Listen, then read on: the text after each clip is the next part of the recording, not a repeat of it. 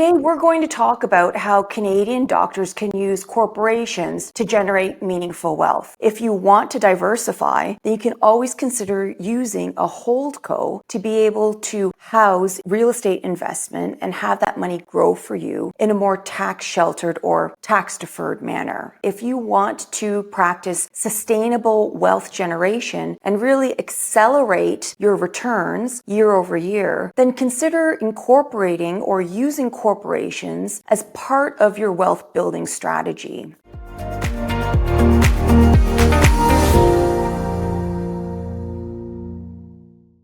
Hi, I'm Dr. Genhee So, founder of ElevateMD. Today we're going to talk about how Canadian doctors can use corporations to generate meaningful wealth. Now, the idea of corporations to use for medical professionals is relatively new, maybe in the last 15 years or so. And the benefit of it for us as physicians is that we can use it for the power of tax deferral. Medical corporations for the Canadian physician are a really powerful and useful tool for us to be able to save well in retirement as well as generate wealth throughout our career. I personally have a medicine professional corporation, and I did so soon after I started my career in radiology. And the biggest reason why we established MedCo is to use the power of tax deferral. Instead of paying over 50% in taxes right up front on the money that we earned, we only have to pay a smaller amount first and save the rest of that money to invest and grow for us. Do we have to pay the taxes afterwards or at some point in time? Yeah, we do. But we also get to keep the appreciation or the growth of the money that we used to invest instead of paying that money up front first.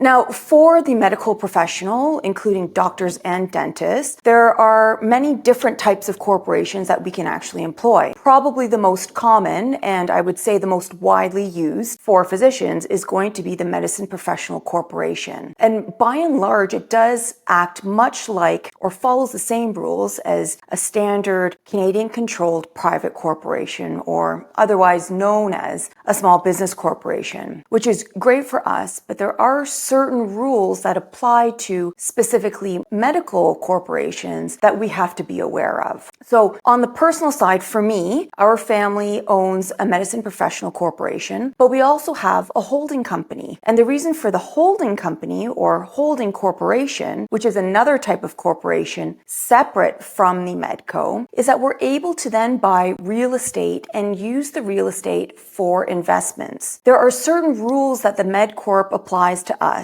And one of them is that we're not allowed to invest in real estate unless it's for the purposes of the practice of medicine. So if you want to diversify, then you can always consider using a HoldCo to be able to house real estate investment and have that money grow for you in a more tax-sheltered or tax-deferred manner. Now, to go into all the ins and outs of the different types of corporations and how we can use them is probably beyond the scope of any one short episode that we would do today or now. But suffice it to say that it is really important if you want to practice sustainable wealth generation and really accelerate your returns year over year, then consider incorporating or using corporations as part of your wealth building strategy. When you start getting well into your mid-career years, I say that there should be a very good reason why you're not incorporated. As the tax system stands now, they are in our favor to establish a medicine professional corporation if you can save at least $50,000 year over year. Here's one important thing to understand about corporations. I think a lot of physicians recognize that the corporation is a really good tax deferral vehicle that we can use, but it doesn't just stop there. And really important to understand that just because we have a medicine professional corporation doesn't mean that all the money that we place in there and invest is going to be automatically tax deferred. In fact, the more money that we accumulate inside the corporation, the more at risk we are at losing the tax deferral power inside the corporation. So loosely speaking, if you have about $1 million